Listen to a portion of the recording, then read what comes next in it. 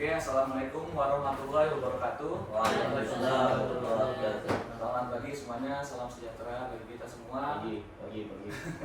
Yang saya hormati Bapak Ibu Dewan Guru, komunitas belajar di sekolah Jupanders Bergerak, dan alhamdulillah sudah bisa hadir menemani saya di sini untuk membantu saya mendiskusikan rencana tindak lanjut atau RTL atas aksi nyata PPKG Program Peningkatan Kompetensi Guru PJOK DKI tahun 2024.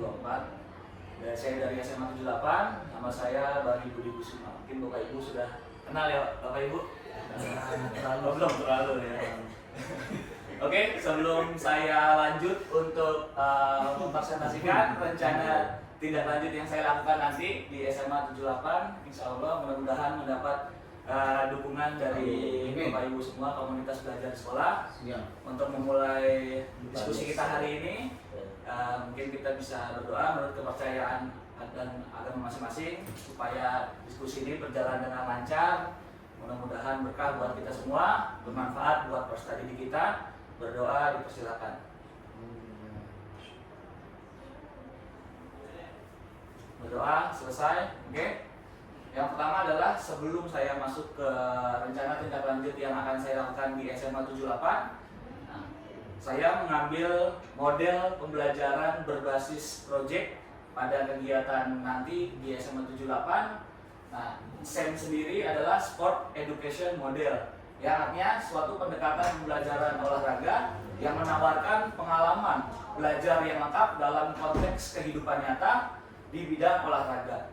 Model SEM ini memberikan kesempatan kepada peserta didik untuk mempelajari keterampilan taktik, strategi, event organizer atau permainan, serta memahami tanggung jawab sosial melalui berbagai peran sesuai dengan voice, choice, dan ownership bagi diri mereka sendiri, sesuai dengan kemampuan dan minatnya masing-masing. Jadi SEM ini adalah suatu seperti event organizer yang dimana di dalamnya adalah peserta didik sendiri, dan peserta didik tersebut membagi perannya masing-masing ke dalam bidang-bidangnya yang diminatinya. Misalnya kalau yang memang jago olahraga bisa menjadi atlet, kalau yang misalkan kurang untuk tertarik dengan olahraga bisa menjadi tim sporting seperti supporter atau dokumentasi, atau tim medis, ataupun panitia penyelenggara kejuaraan atau kegiatan tersebut gitu. Jadi sesuai dengan minat dan perannya masing-masing. Yang dimana di dalam Sport Education Model ini ada beberapa tahapan yang harus dilalui sebelum nanti adanya festival akhir kompetisi dan terakhir evaluasi. Yang pertama adalah adanya pengelolaan musim. Nah, diawali dengan kita membentuk tim panitia, mendiskusikan bagaimana musim atau kejuaraan akan disusun. Nanti ada konsep kejuaraannya, nanti ada latihan-latihan yang harus terjadwalkan oleh setiap pemain, lalu ada nanti bagaimana sistem kompetisinya dibangun secara sportif dan sehat seperti itu. Lalu afiliasi adalah menggabungkan atau kedekatan ikatan antara tim. Misalkan dia yang dapat perannya atau mau berperan sebagai pemain, nah dia kan bertim tuh, nanti ada saat afiliasinya antara kedekatan sosial emosional bekerja sebagai kelompok. Nanti ada tim medis, nanti ada berkumpul sendiri, nanti ada tim panitia berkumpul sendiri. Nah, di situ ada hubungan-hubungan yang harus mereka terapkan sosial emosionalnya pada saat berhubungan atau tahapan afiliasi. Lalu penyiapan pertandingan. Dalam penyiapan tahapan pertandingan ini pada saat technical meeting, menginstruksikan, mensosialisasikan peraturan-peraturan yang ada dalam kejuaraan, lalu penjadwalan, lalu registrasi tim, lalu terakhir adalah bagaimana upacara pembukaan itu disusun sebagus mungkin supaya bisa menarik minat peserta didik yang lain. Lalu ada puncak pertandingan setelah TM, ada dari pertandingan penyisihan, lalu ada semifinal, lalu terakhir dan juga dalam penyiapan pertandingan dan puncak pertandingan sampai semifinal tidak lupa ada pencatatan pertandingan atau recording. Ya, recording ini berfungsi untuk sebagai bukti apabila dan dokumentasi apabila ada peserta didik ataupun panitia ataupun pelatih yang ada protes dan lain-lainnya. Dan pencatatan pertandingan ini harus bersifat akuntabel, yang artinya setiap wasit atau juri itu harus netral, tidak memihak, walaupun nanti peran juri atau wasit itu dari teman-temannya sendiri, tapi harus bersifat netral ataupun tidak memihak. Lalu pencatatannya juga akuntabel, tidak bisa dilihat sama teman-temannya, lalu mungkin bisa disuarakan agar tidak terjadi kecurangan seperti itu. Lalu ada festival akhir kompetisi, yang dimana di festival akhir ini pertandingan final dipertandingkan dan juga pengumuman juara, lalu ada upacara penutupan kegiatan, yang artinya mungkin pada saat festival akhir kompetisi biasanya bisa digabungkan dengan dan dari awal sebenarnya, tapi lebih meriah, nanti ada panggung misalkan, lalu ada tenan-tenan, makanan, kuliner yang bisa beririsan atau bisa berkolaborasi dengan bukan hanya pembelajaran PJOK, tapi juga ada prakarya, nanti ada seni budaya dan lain-lainnya seperti itu. Oke, terakhir biasanya sehabis kita melakukan kegiatan pasti ada evaluasi dan refleksinya. Bisa dilakukan melalui wawancara, bisa melakukan observasi, lalu bisa melakukan survei melalui Google Form atau media platform yang bisa terpercaya, yang simple digunakan dan bisa mencakup dari hasil apa yang akan diharapkan nanti untuk didiskusikan untuk rencana tindak lanjut ke depannya, apakah kegiatan ini sudah bagus atau belum, ataukah nanti mau diadakan pertandingan lagi, kejuaraan lagi, yang nantinya bisa jadi temuan ketika nanti memulai kejuaraan lagi atau pertandingan lagi atau sport education model lagi untuk lebih baik, untuk lebih bagus ke depannya, seperti itu. Lalu yang akan saya lakukan di SMA 78 ini adalah kejuaraan olahraga tradisional Hadang. Ya, nanti pembelajaran berbasis proyek PJOK. Nanti hasilnya di terakhir adalah festival kejuaraannya, pertandingan akhir yang akan dikemas dari mungkin dari tahap penyiapan pertandingan, lalu afiliasi dan terakhir evaluasi kejuaraan olahraga tradisional Hadang. Yang harapannya kejuaraan Hadang ini bisa memfasilitasi minat dan bakat serta mengakomodasi voice, choice, dan ownership dari semua peserta didik, sehingga kegiatan ini bisa bermanfaat bagi mereka dan tidak hanya untuk berolahraga tetapi juga melestarikan budaya tradisional yang ada di Indonesia. Salah satunya olahraga tradisional Hadang. Seperti itu. Oke, latar belakang saya kenapa ingin melakukan kejuaraan tradisional Hadang adalah dalam era globalisasi ini nilai budaya lokal seringkali terpinggirkan oleh arus modernisasi dan globalisasi. Salah satunya aspek budaya yang perlu dilestarikan adalah olahraga tradisional yang tidak hanya mengajarkan nilai sportivitas, juga memperkuat identitas budaya. Hadang sebagai salah satu olahraga tradisional Indonesia memiliki potensi besar untuk dikembangkan dan dilestarikan melalui penyelenggaraan kejuaraan terstruktur berkelanjutan. Mengapa yang dipilih hanya kejuaraan Hadang? Yang pertama, memang banyak kejuaraan tradisional yang lain seperti enggrang, bakyak, balap karung, tarik tambang, tetapi mengingat padatnya kegiatan aktivitas sekolah, jadi hanya saya pilih salah satu ya untuk mungkin kedepannya bisa menjadi referensi kalau memang mau diadakan pertandingan tradisional yang lain seperti itu. Nah, Hadang adalah olahraga yang syarat dengan nilai-nilai edukatif seperti kerjasama, strategi, dan ketangkasan. Selain itu, Hadang juga dapat menjadi media yang efektif untuk memperkenalkan dan melestarikan budaya lokal kepada peserta didik generasi muda. Dengan mengadakan kejuaraan Hadang, kita tidak hanya mempromosikan olahraga, tetapi juga mempromosikan dan mengenali budaya-budaya lokal yang ada di Indonesia. Seperti itu. Oke, yang kedua adalah kejuaraan Hadang ini saya rancang dengan tujuan untuk mengedepankan yang tadi suara, pilihan, dan kepemilikan peserta didik dalam setiap aspek program. Nah, yang pertama adalah bagaimana suara bisa diakomodasi dalam kegiatan ini, yaitu keterlibatan dalam perencanaan. Peserta didik akan dilibatkan dalam proses perencanaan kejuaraan, mulai dari penentuan format pertandingan hingga aturan main yang bisa dimodifikasi, tidak sesuai format profesional karena kita menyesuaikan dengan yang ada di sekolah kita sendiri. Lalu setelah ada kejuaraan kita mendengar suara peserta didik untuk didengar bagaimana evaluasi dan refleksi mereka setelah melakukan kegiatan kejuaraan tradisional Hadang ini. Lalu yang kedua adalah pilihan peserta didik atau choice.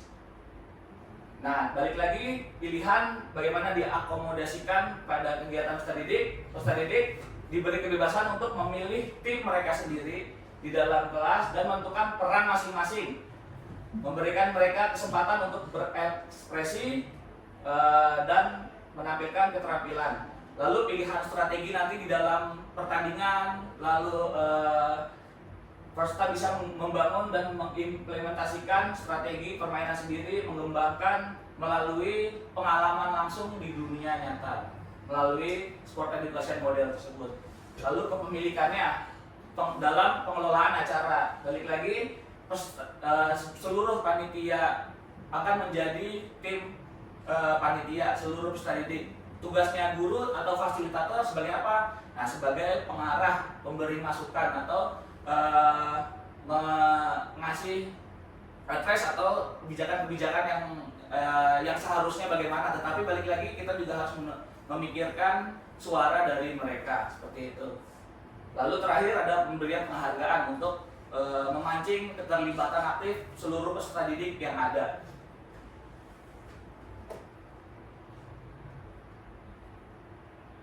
Oke. Lalu SMA 78 merupakan sekolah menengah yang terletak di daerah perkotaan dengan populasi siswa yang beragam dari segi latar belakang sosial ekonomi. Sekolah ini memiliki visi untuk mengembangkan potensi peserta didiknya secara menyeluruh, baik akademik maupun non-akademik, dengan penekanan pada pembentukan karakter. Nah, di dalam pemetaan aset yang saya lakukan, ditemukan bahwa sekolah ini memiliki beberapa keunggulan di antara sekolah-sekolah lain. Yang pertama adalah aset fisik. Ya, sekolah memiliki fasilitas olahraga yang alhamdulillah lengkap. Nah, untuk menunjang kegiatan Hadang ini tidak banyak yang diperlukan, hanya simpel mungkin selotip atau lakban untuk membuat garis, lalu adalah bendera untuk menyatakan apakah pelanggaran atau out atau keluar lapangan, lalu juga pencatatan melalui laptop ataupun kertas dan pulpen, hanya sesimpel itu.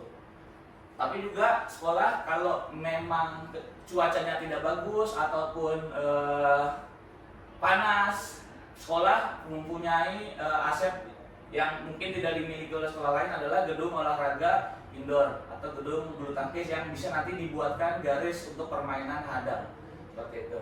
Lalu adalah aset manusia yang kedua. Nah, aset manusia balik lagi Bapak Ibu komunitas belajar di sekolah sebagai salah satu aset manusia, selain ada nanti peserta didik itu sendiri, lalu ada komite, lalu ada orang tua murid yang tugasnya Bapak Ibu yang ibaratnya yang masih muda-muda, masih energi, ibaratnya terus juga mungkin nanti gampang menyerap ilmu, misalkan ada sosialisasi peraturan-peraturan Hadang yang disampaikan oleh narasumber, cepat tanggapnya gitu sebagai kita yang masih segar lah, ibaratnya seperti itu.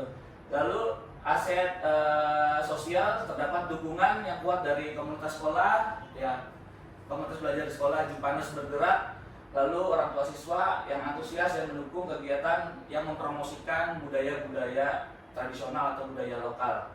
Lalu aset politik atau salah satunya adalah kebijakan kepala sekolah yang mengizinkan terselenggaranya kejuaraan atau sport education model ini di dalam pembelajaran PJK ataupun sebagai kokurikuler yang tujuannya adalah meningkatkan atau memberikan pembelajaran sebagai karakter, penguatan karakter di sekolah.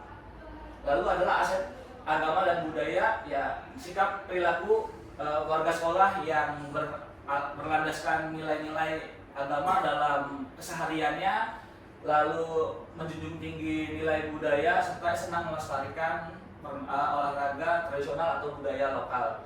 Lalu ada yang keenam adalah aset lingkungan alam. Kawasan sekolah yang banyak pohonnya, yang rimbun, yang sejuk, yang bisa menjadi kekuatan kita untuk melakukan aktivitas outdoor seperti itu. Lalu juga lingkungan yang kondusif di hubungan antara guru-guru, lalu saling support, saling memotivasi, tidak ada mungkin dari antara kita saling menyalahkan, yang artinya kesalahan atau kekurangan setiap kegiatan atau setiap pertemuan pasti ada, tapi kita tidak marah-marah, tapi kita menyikapinya dengan bijaksana, saling mendukung dan memberikan kesempatan bagi teman-teman yang lain untuk bisa menjadi pemimpin atau menjadi fasilitator yang baik terhadap murid-murid kita.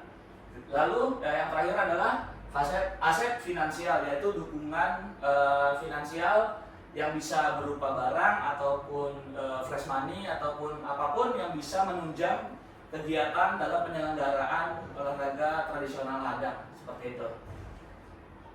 Lalu berdasarkan observasi yang saya lakukan terhadap peserta didik, orang tua serta bapak ibu guru semua, ditemukan beberapa kondisi kesenjangan dan kebutuhan yang menjadi dasar mengadakan kejuaraan tradisional Hadang ini, yaitu minat tinggi terhadap olahraga dan budaya. Hasil observasi menunjukkan bahwa banyak peserta didik memiliki minat tinggi terhadap kegiatan olahraga dan budaya. Banyak siswa yang menyatakan keinginannya untuk terlibat di dalam kegiatan yang mempromosikan budaya lokal. Namun saat ini masih sedikit event-event yang bisa kita akomodasi di kegiatan melestarikan budaya seperti olahraga tradisional ataupun seni budaya lainnya seperti itu. Dan kedepannya mungkin bisa diperbanyak dengan kegiatan salah satu seperti ini, lalu bisa mencari dukungan dari sponsor atau Kementerian Kebudayaan yang nantinya akan bisa berdampak bagus bagi anak-anak kita semua. Lalu kurangnya pemahaman tentang olahraga tradisional, ya mungkin kita kalau 17-an saja mengadakan olahraga tradisional tetapi tidak dalam kejuaraan yang resmi, seperti kita merayakan hari kemerdekaan kita saja. Nah, lalu untuk meningkatkan kerjasama dan kebersamaan di dalam melaksanakan kegiatan, mungkin banyak sekali peserta didik yang kita di sini di SMA 78 pesertanya pintar-pintar, pesertanya kritis, yang saya lihat masih banyak dari mereka teman-temannya itu dianggapnya bukan sebagai teman, tetapi sebagai saingan, seperti itu. Saingan dalam arti sehat, ya, dalam saingan dalam belajar mencari nilai, dalam saingan dalam berperilaku positif, dalam bersaing dalam kebaikan. Tetapi dampak negatifnya jadi tercipta individualistis di antara mereka masih banyak, tapi banyak juga mereka yang sudah bagus seperti itu sikapnya, tidak individualistis. Nah, dengan melakukan kejuaraan atau membentuk pertandingan ini diharapkan peserta didik bisa menjalin kerjasama yang erat, yang solid, yang bisa nanti berdampak pada kegiatan-kegiatan lainnya, tidak hanya pada kegiatan ini sendiri. Lalu adalah dukungan dari komite dan komunitas sekolah. Hal ini sangat penting karena keberlangsungan kejuaraan Hadang atau acara sekolah apabila tidak disupport dengan guru-guru yang hebat-hebat di 78, lalu tidak disupport sama murid-murid, kalau hanya panitianya yang mau acaranya sukses, ya pasti agak sulit untuk melibatkan keterlibatan mereka supaya maksimal. Jadinya dari murid, guru, komite, kepala sekolah dan semua warga sekolah harus turut andil mensukseskan suatu kegiatan yang sudah diplenokan oleh kita semua, yang sudah diokekan oleh kita semua supaya menjadi sukses bersama untuk 78 seperti itu. Oke, lalu masuk ke tujuan program sebagai guru olahraga. Saya memiliki visi untuk menciptakan lingkungan pembelajaran yang inklusif, yang artinya terbuka, tidak eksklusif, dan berpihak kepada peserta didik, di mana setiap siswa memiliki kesempatan untuk mengekspresikan diri, membuat pilihan, dan merasakan kepemilikan atas proses belajar mereka. Saya percaya bahwa dengan memberikan ruang bagi suara, pilihan, dan kepemilikan, peserta didik akan menjadi lebih termotivasi, percaya diri, dan terlibat aktif di dalam sebuah pembelajaran. Nah, kejuaraan tradisional Hadang ini dirancang untuk mempromosikan partisipasi aktif dan pemberdayaan peserta didik.